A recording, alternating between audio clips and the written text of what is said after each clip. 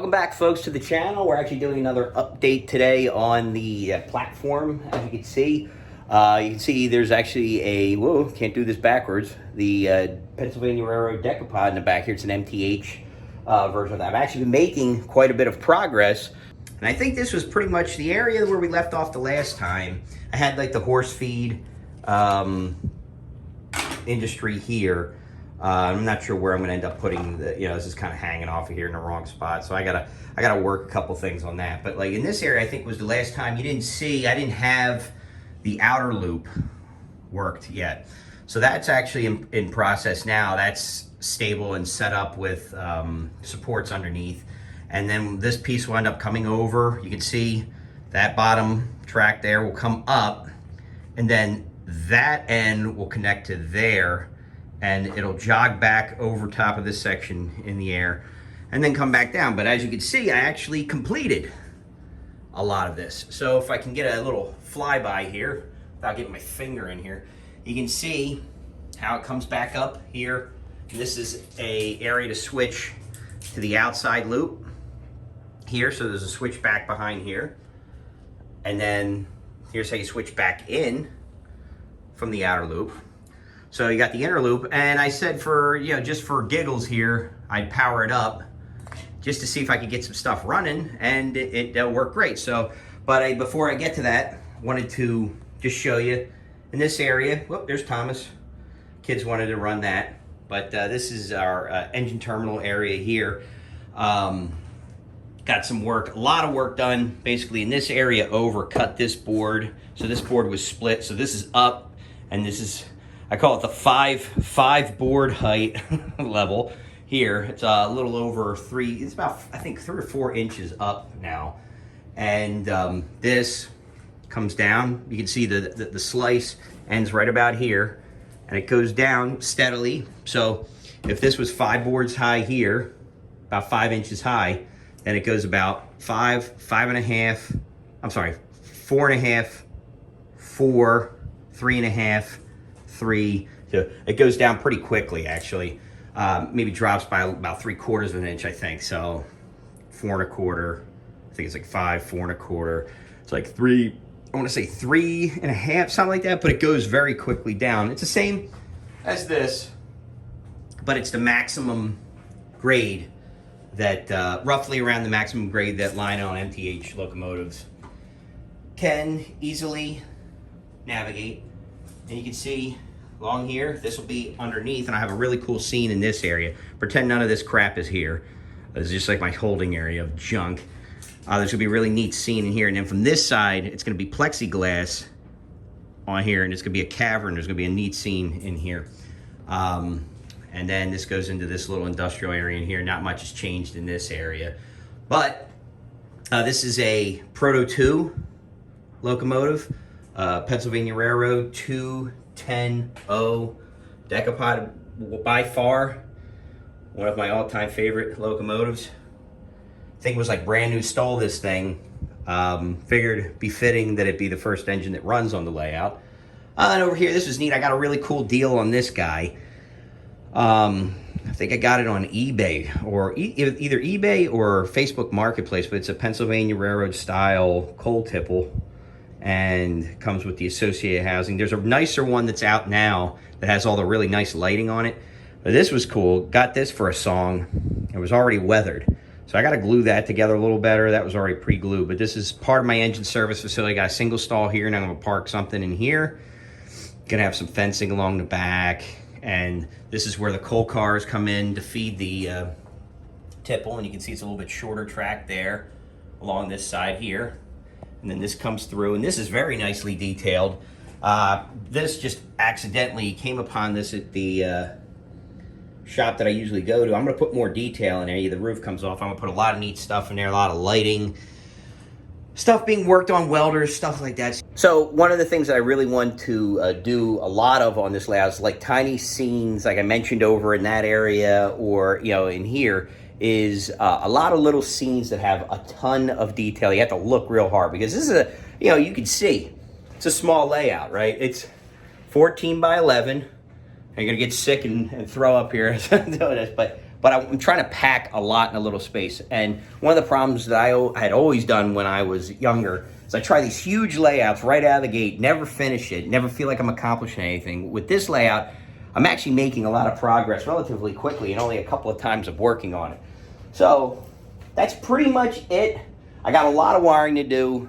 Now I'm gonna actually I'm gonna do all the wiring for the inner loop first. We're gonna get all the wiring done for all of this. I gotta go through, something that was interesting that I didn't realize happened is when you just power up the track, these switches, a lot of them already work. Not used to that. You know, coming from American Flyer and some of the other like HO and stuff like that, that never happened. So I gotta do some studying on this because I want the switches to be powered, but I'm gonna be running it conventionally.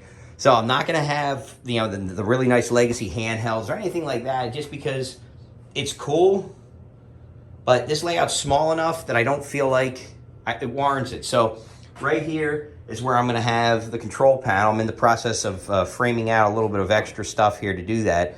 But there's gonna be a slight table right here. It's gonna fill in this whole area. And I'm gonna have my Z4000 sitting right here. So you have the both handles right here. Very clean, very simple. Gonna frame this out, clean it up really, really nice, use some really nice wood.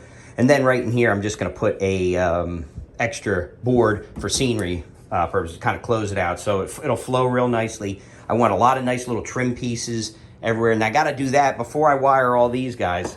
I gotta take these switches out. I'm gonna have a really nice panel trim, basically, along here. And I'm not sure what I'm gonna use yet. Believe it or not, that stuff right there, the was it Azek or something like that, used for outdoor trimming and stuff like that. I really like that stuff. It's really expensive now because of the pandemic BS that happened, but I want to use that. There we go. That was annoying the hell out of me.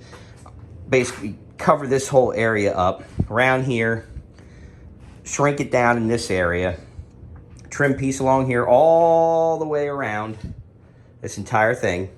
Gonna close this area out as well.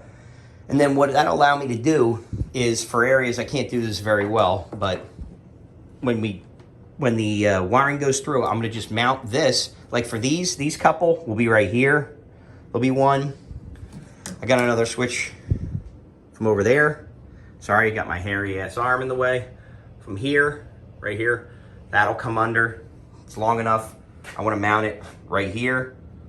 So I gotta put the trim piece up first, drill the hole, mount the switch machine, run it through, wire it.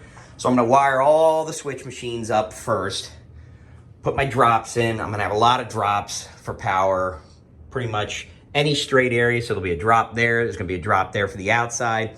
But I gotta think about what I'm doing because I gotta pull the center pin in a lot of areas due to, what I'm gonna do is kill these tracks.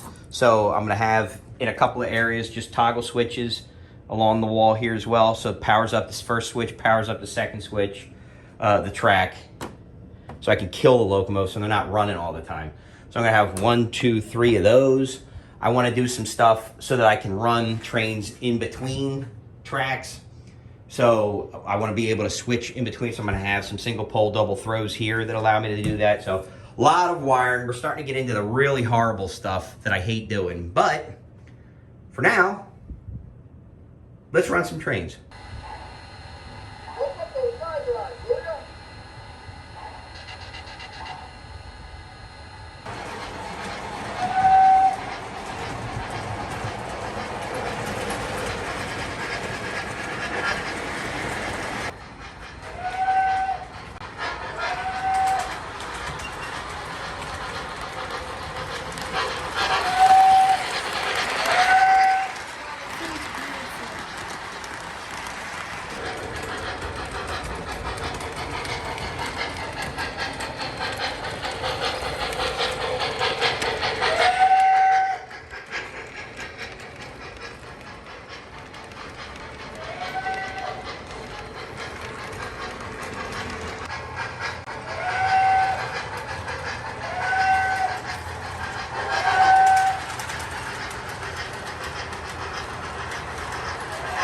What do you think, bud?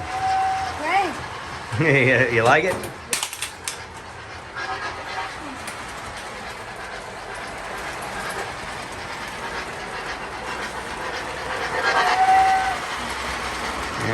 You see a single feed pickup. It's a little, making some crazy noises, but see if we can get it to. Did you hear a brake? Yeah. It's so cool, this train. It's like Poppy's trains. Poppy's speed engines. That has a bill. Oh, yeah. All right, so I think that's all we have for this week. There's a couple different angles here. You can see the ramp up on the side here. This will all be put in real nice with scenery, and then we're going to have a nice, the connection for the upper level that I mentioned. Go over here? Yeah, exactly. So it comes around this side I mentioned, and then it'll come down along here, so there'll be a nice embankment there. There's going to be a huge coal loader area right along here, and but it's going to take... Here, this is where the decapod goes. That's where it sleeps, right? Yeah, it sleeps there. But yeah, I got to wire up all... right now. Yeah, I got to wire that all up. But I think that's just about it for this week. So what do you got? Anything else? You excited about Christmas coming up? Yay! What do you think? You think you're actually going to get something? Yeah. Like all what? What I want for Christmas is a T1 duplex. Oh, a duplex? Wait, expensive taste. All right, well, that's it, folks. We appreciate you guys watching. And a big boy in the 611. Holy crap. All right, well, I appreciate you guys watching. And a mountain. And what? We'll see you next time, John? Yeah. All right, see you next time. Bye, folks.